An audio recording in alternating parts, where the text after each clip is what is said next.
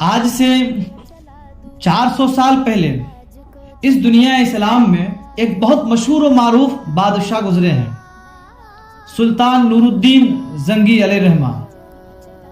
آپ کو بڑی حیرانگی ہوگی کہ ان کا پائے تخت ملک شام میں لگتا تھا، مدینہ شریف کے گورنر کوئی اور تھے۔ آپ ان کی وفاداری دیکھیے، ان کا عشق دیکھیے، اور پھر اللہ کے رسول کے بارگاہ میں ان کی مقبولیت دیکھیے۔ ایک دن اچانک انہوں نے خواب دیکھا۔ خواب میں کیا دیکھا؟ حضور پاک صلی اللہ تعالی علیہ وسلم تشریف لے کر کے آئے ہیں، اور آقا کریم صلی اللہ تعالی علیہ وسلم سلطان نور الدین زنگی سے یہ فرما رہے ہیں کہ نور الدین، مجھے دو لوگ تکلیف پہنچا رہے ہیں، مجھے تم ان دونوں شریروں سے بچا لو۔ اب یہاں ایک چیز کی وضاحت میں یہ کر دوں، اللہ اگر چاہتا تو اپنے محبوب کو فرشتے بھیج کر کے بچا لیتا، لیکن نہیں۔ آقا کریم صلی اللہ تعالی علیہ وسلم یہ چاہ رہے تھے کہ میں اپنے امتی سے یہ کام لوں، میں اپنے وفادار سے یہ کام لوں، میں اپنے عاشق سے یہ کام لوں، میں اپنے غلاموں سے یہ کام لوں۔ معزز، آپ کو حیرانگی ہوگی، آقا کریم صلی اللہ علیہ وسلم فرمانے لگے، نور الدین، دو لوگوں سے مجھے بہت پریشانی ہے، مجھے تکلیف دے رہے ہیں۔ خواب میں چہرہ دکھایا گیا، پہچان ہو گئی۔ سلطان نور الدین زنگی جیسے بیدار ہوئے تو دیکھے کہ رات کا تہائی حصہ ہے۔ پھر سے لیٹنے کی کوشش کی، آنکھیں بند کی، پھر سے وہی آواز ان کی کانوں میں گونجنے لگی۔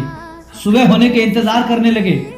جیسے ہی صبح ہوئی، اٹھنے کے بعد بادشاہ وقت تھے، ملک شام میں اپنا پائے تخت لگتا تھا، اور پھر ایسا مضبوط بادشاہ تھے کہ جدھر اپنا رخ کر لیتے تھے اس ملک کو فتح کرتے تھے۔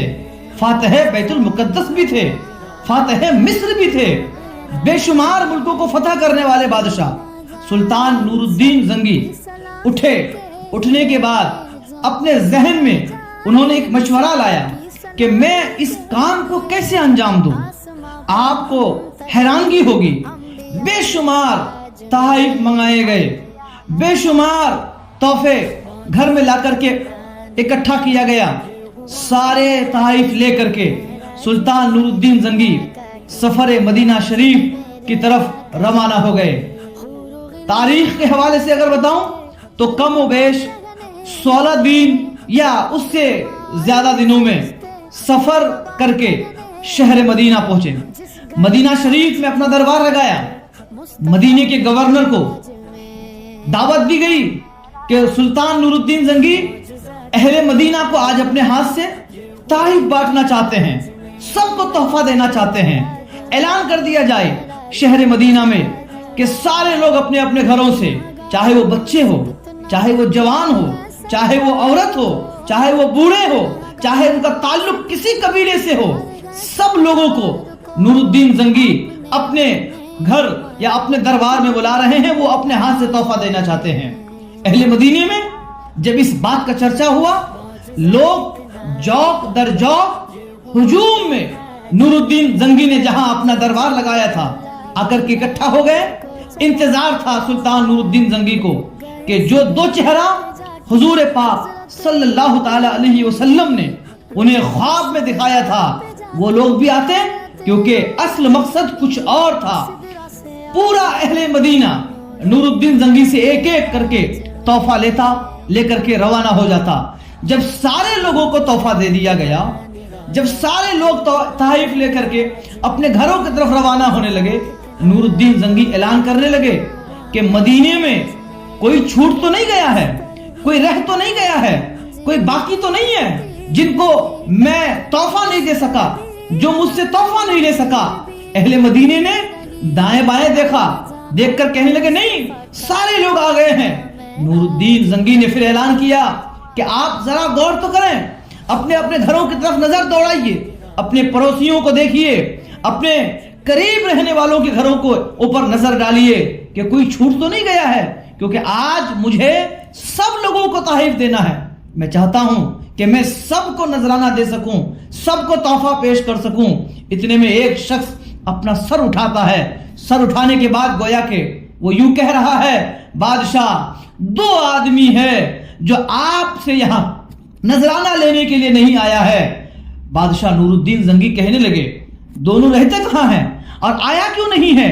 اہل مدینہ یک زباں ہو کر کہنے لگی، وہ دونوں نمازی ہیں، وہ دونوں غازی ہیں، وہ دونوں ضیافت کرتے ہیں، مہمان نوازی کرتے ہیں، گھروں کے اندر سے بہت کم نکلتے ہیں، ہمیشہ تسبیحات تہلیلات میں مشغول رہتے ہیں، کچھ خصوص کام کے لیے اپنے گھر سے باہر نکلتے ہیں، پھر اپنے گھر کے اندر چلے جاتے ہیں۔ آج تک ان دونوں نے کسی سے زبان درازی سے بات نہیں کی ہے، آج تک فضول کاموں میں ان دونوں نے وقت برباد نہیں کیا ہے۔ ان کو اہل مدینہ نے صرف اگر دیکھا ہے تو نماز پڑھتے ہوئے دیکھا ہے، تسبیحات پڑھتے ہوئے دیکھا ہے، تہلیلات کرتے ہوئے دیکھا ہے، بس اپنے ضروریات پوری کرتا ہے، پھر اپنے گھر کے اندر چلا جاتا ہے۔ نور الدین زنگی دل ہی دل میں سوچنے لگے کہ میرے مصطفیٰ کریم نے جو 2 چہرہ مجھے دکھایا تھا، کہیں وہ تو نہیں ہے؟ کہنے لگے بلایا جائے ان کو میرے دربار میں ان کو طائف دینا چاہتا ہوں، تحفہ دینا چاہتا ہوں۔ جب خبر دی گئی تو دونوں نے یہ کہہ کر کے انکار کر دیا کہ مجھے کسی بادشاہ کی کسی تحفے کی ضرورت نہیں ہے، میں تو بس اللہ اور اللہ کے رسول کی رضامندی کے لیے یہاں عبادتیں کرتا ہوں، میں خود دوسروں کو تحفے دیا کرتا ہوں۔ آپ یقین جانیں جب تحائف لینے سے انکار کر دیا، لوگوں نے آ کر کے سلطان نور الدین زنگی سے جب یہ کہا کہ ان کو آپ کے تحائف کی ضرورت نہیں ہے، سلطان نور الدین خود منبر سے اترنے کے بعد لوگوں کے ساتھ ان کے گھر تک پہنچے۔ لوگ جب ان کو ان کے دروازے تک لے کر کے گئے، بتایا گیا کہ اس گھر میں وہ دونوں آدمی رہتے ہیں، بہت کم باہر نکلتے ہیں۔ آواز دی گئی، جیسے آواز دی گئی دروازہ کھولا گیا، جیسی دروازہ کھولا گیا بادشاہ نور الدین زنگی کی آنکھیں دیکھ کر کے حیران رہ گئی کہ معاملہ کیا ہے۔ دونوں شخص کے چہرے میں داڑھی ہیں، خوبصورت ہیں، امامہ شریف باندھے ہوئے ہیں، اسلامی لباس میں ملبوس ہے، اور پھر اس کے گھر کو چاروں طرف جب دیکھا گیا تو کہیں مصلی بچھے ہوئے ہیں، کہیں کلام مجید رکھا ہوا ہے، کہیں تسبیحات رکھے ہوئے ہیں، اور ان کے ضرورت کے سامان ہیں۔ جیسے ادھر ادھر دیکھا، نور الدین زنگی نے کہا کہ آپ کو میری تحفہ کی ضرورت کیوں نہیں؟ کہنے لگے نہیں، ہم تو بس اللہ اور اللہ کے رسول کی رضامندی کے لیے یہاں عبادت کرتے ہیں۔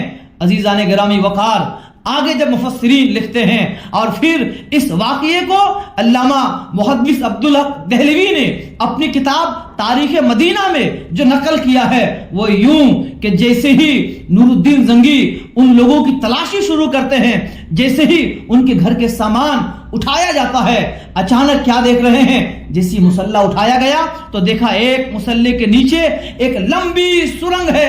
جیسے ہی سرنگ پر نظر پڑی، سلطان نے چلا کر کے کہا ان دونوں کے ہاتھ باندھ دیے جائیں، دونوں کے پیر باندھے جائیں، دونوں کو جکڑا جائے اور دونوں کو باندھ کر کے اس گھر میں رکھا جائے۔ جیسے ہی سرنگ نظر آئی، بادشاہ نے حکم دیا اترو یہاں پر۔ جیسے اترے تو لوگوں نے دیکھا کہ یہ سرنگ گنبد خضرا، جہاں پہ آقا کریم کا جسد اطہر ہے، جہاں پہ آقا کریم کا جسم مبارک ہے، یعنی مدینہ منورہ کی طرف یہ سرنگ جا رہی ہے۔ پوچھا گیا مار کر کے آخر تمہارا منشا کیا ہے؟ تم لوگ کون ہو جو یہ کر رہے ہو؟ دونوں شخص نے دبی آواز میں یہ کہا، بادشاہ دراصل میں ہم لوگ مسلمان نہیں ہیں، دراصل میں ہم لوگوں کا تعلق کلمہ طیبہ سے نہیں ہے، ہم لوگ عیسائی ہیں۔ اور پھر وہ دونوں یہ کہہ رہے ہیں ہمیں تو ہمارے بادشاہ نے کچھ پیسوں کے عوض اس کام کے لیے لگایا ہے جس پر ہم انجام دے رہے ہیں۔ کہنے لگے کیا کام ہے؟ کہنے لگے ہمارا کام یہ کہ ہم سرنگ کے ذریعے کھود کر کے ہمارا سرنگ آقا کریم صلی اللہ تعالی علیہ وسلم کے روضہ انور تک پہنچے اور ہم آقا کریم کے جسم مبارک کو کھود کر کے نکال کر کے کہیں اور لے جا سکے اور یہاں سے بہت دور لے جا کر کے ان کو دفن کر سکے، یا پھر ان کا جو پورا مشغلہ تھا وہ بتایا گیا۔ سلطان نور الدین زنگی جیسی سنا، چیختے ہوئے رہ گئے کہ آخرکار تمہاری اتنی ہمت ہے کہ میرے مصطفیٰ کریم کے جسم مبارک کو تم چوری کرنے کے لیے آئے ہو۔ عزیزان گرامی وقار، لوگوں نے جب دیکھا، اہل مدینہ نے جب دیکھا، حیران رہ گئے۔ سلطان نور الدین زنگی ہاتھ پیر باندھ کر کے ان کو باہر لایا۔ لانے کے بعد تاریخ के औराक गवाह हैं, उनको वहीं पर सबके सामने काटा गया, टुकड़े किए गए और फिर उनके जिस्म के एक एक टुकड़ों को परिंदों का खुराक बनाया गया। और सुल्तान नूरुद्दीन जंगी ने यह ऐलान किया, मदीना वालों, किसी भी दाढ़ी टोपी वाले को देख करके यकीन मत कर लेना, किसी भी इंसान के चेहरे की हुलिये को देख करके यकीन मत कर लेना। आज आपने देखा दाढ़ी है, अमामा शरीफ है, आपकी नजरों में ये नमाजी है, आप लोगों की नजरों में ये गाजी है, लेकिन आपने देखा मामला ये है कि ये इतने बड़े गद्दार हैं, इतने बड़े दुश्मनाने रसूल है कि ये आका करीम के जिस्म मुबारक को चुराने के लिए सुरंग के जरिए मदीना शरीफ पहुंचे हैं। अल किस्सा मुख्तसर मेरे अजीजों, फिर सुल्तान नूरुद्दीन जंगी ने ये दिल में फैसला किया कि मेरे आका करीम के जिस्म मुबारक को कयामत की सुबह तक कोई इस तरह का काम अंजाम ना दे सके। शीशाओं को शीशे मंगा करके उनको पिघला करके आका करीम के रोजे के चारों तरफ लंबे लंबे खड्डे खोद करके, या यूं कहें कि तकरीबन 30-40 फीट गहरे खोद करके शीशाओं को पिघला पिघला करके एक मोटी दीवार कायम की गई। और फिर जब दीवार मुकम्मल हुआ, बादशाह नूरुद्दीन जंगी अपने घर लौटे। जैसे ही लौटे और फिर अपने घर में सोए, आंखें बंद हुई तो फिर देखा कि आका करीम नूरुद्दीन जंगी के ख्वाब में तशरीफ लेकर के आए। मेरे अजीजों, अब जो इन्होंने देखा वो ये कि नूरुद्दीन जंगी के बारे में कहा जाता है कि आका करीम सल्लल्लाहु ताला अलैहि वसल्लम जब अब मेरे घर तशरीफ लेकर के आए हैं। सुल्तान नूरुद्दीन जंगी कह रहे हैं कि मैं आका का चेहरा अनवर देख रहा था। आज आका कुछ हुक्म नहीं फरमा रहे थे, आज आका कुछ कह नहीं रहे थे, बल्कि आका करीम मुझे देख करके बस मुस्कुरा रहे थे, बस मुस्कुरा रहे थे। जब आका मुझे देख करके मुस्कुरा रहे थे, मुझे ऐसा महसूस हो रहा था कि अल्लाह तबारक व तआला जन्नत के तमाम दरवाजे सुल्तान नूरुद्दीन के लिए खोल करके रख दिया है।